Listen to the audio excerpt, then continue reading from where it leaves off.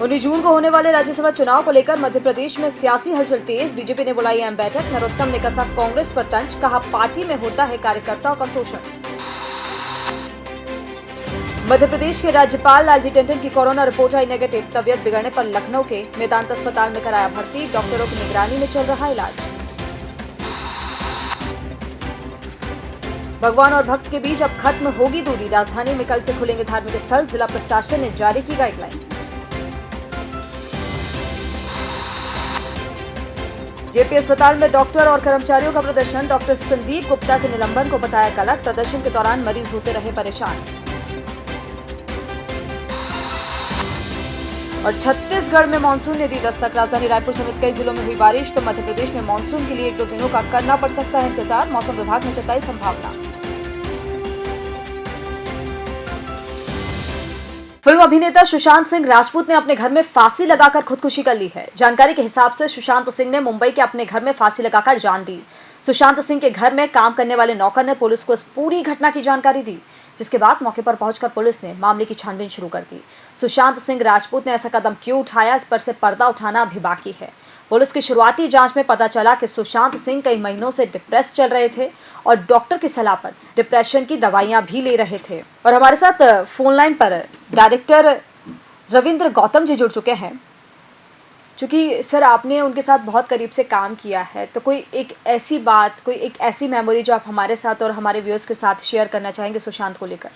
Memories तो बहुत है। मतलब सबसे बड़ी, सबसे इम्पोर्टेंट मेमोरी तो ये, मतलब अगर आप ऐसे याद करो तो मतलब एक बार और इसने शॉकिंग न्यूज मुझे दी थी कि हमने छोड़ दिया, आपने मुझे नहीं करना था उसका। हमने कहा क्या बात कर रहे हैं, टॉप ऑफ योर करियर तुम।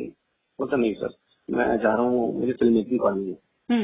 आई want to go to US and study film making. So मैंने कहा बहुत अच्छी बात है, अगर चाह रहा हूँ मुझे डायरेक्टर बनना सर, बहुत अच्छी बात है। तो वो चीज मुझे हमेशा, एंड उसके बाद उसने छोड़ने के बाद उसने वर्क हार्ड किया, में भी अपना एक पोजीशन हासिल की। तो हम लोग हमेशा जिसे कहते हैं बहुत इज्जत की, इसके हार्डवर्क की बहुत।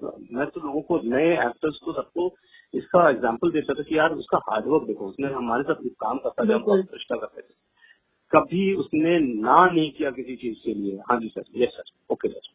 अरे इतनी मेहनत, बहुत ही कम लोग ऐसे होते हैं जो इतनी मेहनत करते हैं, इसीलिए इतना ज्यादा अफसोस है।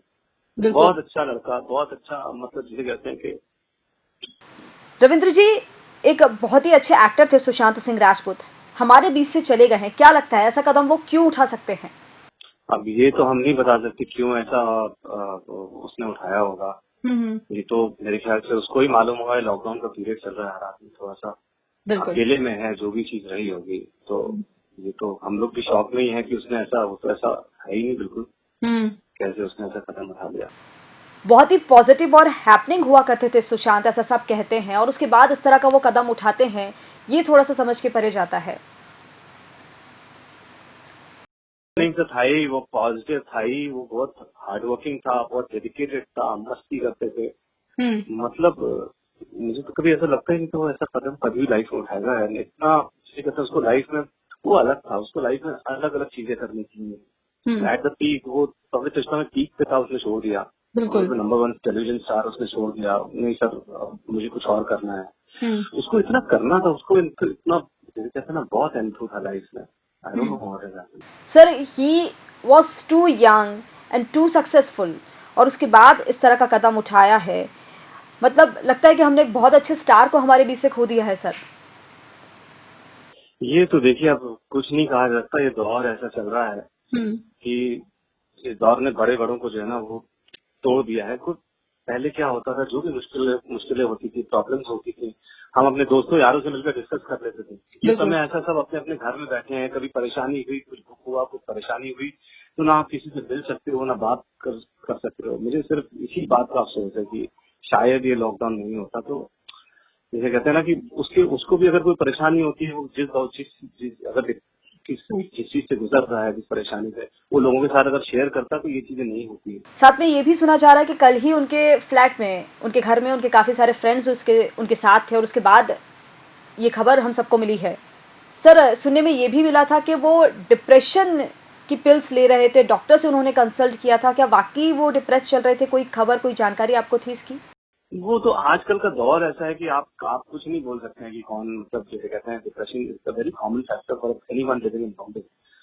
और हम तो वो तो मतलब, बट वो भी कोई ऐसा रीजन नहीं है, that is no reason to जो कुछ भी हुआ उसके। हाँ, 19 जून को होने वाले आगामी राज्यसभा चुनाव को लेकर मध्य प्रदेश में सरगर्मी तेज हो गई है। सत्तारूढ़ बीजेपी से लेकर विपक्षी पार्टी कांग्रेस ने अपनी कमर कस ली है। जहां कांग्रेस अपने विधायकों पर नजर बनाए हुए है, वहीं बीजेपी में भी मंथन का दौर जारी हो गया है। 17 जून को बीजेपी ने अपने विधायकों की बैठक बुलाई है, तो वहीं 18 जून को विधायकों को स्पेशल ट्रेनिंग दी जाने वाली है। गौरतलब है कि बीजेपी से ज्योतिरादित्य सिंधिया और सुमेर सिंह सोलंकी प्रत्याशी हैं, तो वहीं कांग्रेस से दिग्विजय सिंह और फूल सिंह बरैया प्रत्याशी बताए जा रहे हैं। राज्यसभा की 3 सीटों के लिए 19 जून को मतदान होगा, तो वहीं राज्यसभा में दिग्विजय सिंह को 1 नंबर प्रत्याशी बनाए जाने पर प्रदेश के मंत्री नरोत्तम मिश्रा ने कांग्रेस पर हमला बोला और कहा कि कांग्रेस पार्टी में कार्यकर्ताओं का शोषण होता है। दिग्विजय सिंह जी का 1 नंबर का प्रतिनिधित्व राज्यसभा के लिए होना इस बात का द्योतक है कि कांग्रेस सामंती सोच से ग्रसित है। ठीक है, यहाँ तक तो समझ में आती है कि सामंती सोच हो, लेकिन किसी का अपमान करना, क्यों तो माननीय फूल सिंह बरैया जी को प्रत्याशी बनाया और क्यों हारने के लिए बना दिया। गुनाह बेलज्जत करने का कोई अधिकार किसी को नहीं है, किसी को नहीं। तो वहीं इंदौर में बीजेपी के पूर्व विधायक सुदर्शन गुप्ता द्वारा भीड़ जुटाने का सियासी ड्रामा खत्म होने का नाम नहीं ले रहा। बिना अनुमति राजवाड़ा पर धरना देने के मामले में रविवार को कांग्रेस विधायक संजय शुक्ला, विशाल पटेल और शहर अध्यक्ष विनय बाकलीवाल ने सराफा थाने पर गिरफ्तारी दे दी। हालांकि पुलिस ने इन्हें कुछ ही देर बाद जमानत भी दे दी थी। इस मामले में जीतू पटवारी ने एक वीडियो जारी कर कहा कि हम पर द्वेषपूर्ण कार्रवाई करने के बजाय अपने पूर्व विधायक पर कुछ कार्रवाई भाजपा द्वारा की जाती तो अच्छा होता। हम चारों सोशल डिस्टेंसिंग का पालन करते हुए धरने पर बैठे थे, जबकि जिस इलाके में पूर्व विधायक गुप्ता ने राशन वितरण के लिए 2500 लोगों की भीड़ इकट्ठा की थी, वो कंटेनमेंट एरिया था।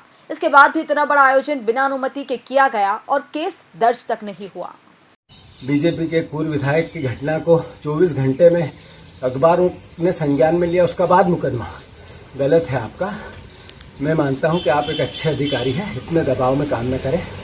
मैं मानता हूं कि इन सब के बावजूद जितने अधिकारी हैं जो घुटने के बल बैठ गए, ये बैठ गए, नीचे बैठे हुए आदमी से नीचे बैठकर ही बात हो सकती है। किसी का पेन टाइट होता है, किसी के घुटने में प्रॉब्लम होती है। इस तरह का मोटिव बनाना नकारात्मकता है।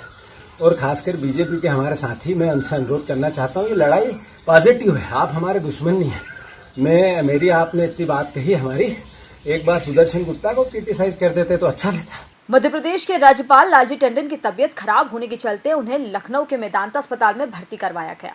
मेदांता अस्पताल के निदेशक के मुताबिक राज्यपाल को बुखार और यूरिन में इन्फेक्शन की शिकायत है। कोरोना संक्रमण के चलते राज्यपाल लालजी टंडन का कोरोना टेस्ट भी करवाया गया, जिसका रिपोर्ट नेगेटिव आई है। राज्यपाल लालजी टंडन को डॉक्टरों की निगरानी में आईसीयू में रखा गया है, जहां उनकी सेहत पर लगातार नजर बनी हुई है। कोरोना महामारी के चलते पूरे देश में सख्त लॉकडाउन लगाया गया था, जिसके चलते धार्मिक स्थलों पर जाने में भी पूरी तरह से पाबंदी थी। पिछले 3 महीने से सभी धार्मिक स्थल बंद थे। भगवान और भक्तों के बीच दूरी बनी हुई थी, लेकिन अब भक्तों को इंतजार नहीं करना पड़ेगा। अब देश में अनलॉक की प्रक्रिया शुरू हो गई है, जिसके तहत अब प्रदेश के धार्मिक स्थलों को भी खोलने का अहम फैसला लिया जा रहा है। जिला प्रशासन और धर्मगुरुओं के बीच हुई बैठक में अब 15 जून से राजधानी भोपाल में सभी धार्मिक स्थलों को खोलने का फैसला लिया जा रहा है। ये बैठक पुलिस कंट्रोल रूम में की गई, जिसमें कलेक्टर, निगम कमिश्नर, डीआईजी मौजूद रहे। हालांकि सभी स्थलों पर फिजिकल डिस्टेंसिंग का ख्याल रखना जरूरी होगा। इसी के साथ कई नियम बनाए जाएंगे, उनका पालन करना भी भक्तों के लिए अनिवार्य कर दिया जाएगा। अनलॉक 1 के शुरू होने के बाद धार्मिक स्थल भी खुलना शुरू हो गए हैं और बड़ी संख्या में श्रद्धालु मंदिर पहुंच रहे हैं। ऐसे में मंदसौर के विश्व प्रसिद्ध पशुपतिनाथ मंदिर में सेंसर वाली घंटी लगाई गई, ताकि श्रद्धालु मंदिर में आकर बिना किसी विघ्न के पूजा अर्चना कर सकें। इस घंटी की खास बात यह है कि श्रद्धालु जैसे ही घंटी के नीचे खड़े होकर हाथ ऊपर करेंगे, ये घंटी अपने आप बजने लगेगी। इससे श्रद्धालु भी कोरोना संक्रमण से बचेंगे और दर्शन में कोई समस्या नहीं होगी। और अब बात जेपी अस्पताल की, जहां जेपी अस्पताल में डॉक्टर को सस्पेंड करने का मामला तूल पकड़ता जा रहा है। भोपाल के जेपी अस्पताल में पदस्थ डॉक्टर संदीप गुप्ता के निलंबन के विरोध में साथी डॉक्टरों और स्टाफ ने काम बंद कर विरोध प्रदर्शन किया था, जिसके चलते आधे घंटे तक ओपीडी और दवा काउंटर समेत डॉक्टरों के कैबिन के बाहर मरीजों की लंबी लाइन लग गई। प्रदर्शनकारियों का कहना है कि एक तरफा कार्रवाई की गई है, जिसे तुरंत ही खारिज किया जाए। दरअसल कुछ दिन पहले 30 साल का एक युवक इलाज के लिए जेपी अस्पताल आया था, जहां ड्यूटी पर मौजूद डॉक्टर संदीप गुप्ता ने युवक का इलाज किया। कुछ दिन बाद युवक की हालत में सुधार नहीं हुआ तो वो दोबारा अस्पताल इलाज के लिए आया। मरीज की हालत बिगड़ने पर उसे हमीदिया अस्पताल रेफर किया गया, जहां इलाज के दौरान उसकी मौत हो गई थी। युवक की मौत के बाद परिजन ने डॉक्टर पर इलाज में लापरवाही का आरोप लगाया था और कार्रवाई की मांग की थी, जिसके बाद स्वास्थ्य विभाग ने डॉक्टर संदीप गुप्ता को निलंबित कर दिया था। और बात छत्तीसगढ़ की, जहां छत्तीसगढ़ में मानसून ने दस्तक दे दी है। रायपुर में सक्रिय मानसून शनिवार को आगे बढ़ते हुए बिलासपुर, जांजगीर चांपा और रायगढ़ के कुछ हिस्सों में पहुंच गया। मौसम वैज्ञानिक HP चंद्रा के हिसाब से मानसूनी गतिविधियां तेज हैं, इसलिए अगले 1-2 दिनों में दक्षिण पश्चिम हवा से पूरा छत्तीसगढ़ में मानसून सक्रिय हो जाएगा। तो वहीं मध्य प्रदेश में भी मौसम बदला सा नजर आने लगा है, जिससे संभावना है कि 1-2 दिनों के भीतर प्रदेश में भी मानसून दस्तक दे सकता है। मौसम विभाग ने प्रदेश में मानसून शुरू होने की तारीख 15 जून बताई थी, लेकिन तय किए गए समय से एक दिन पहले मानसून प्रदेश पहुंच सकता है। बताया जा रहा है कि प्रदेश के कुछ हिस्से में मानसून सबसे पहले दस्तक दे सकता है, जिनमें होशंगाबाद, जबलपुर, इंदौर संभाग शामिल है।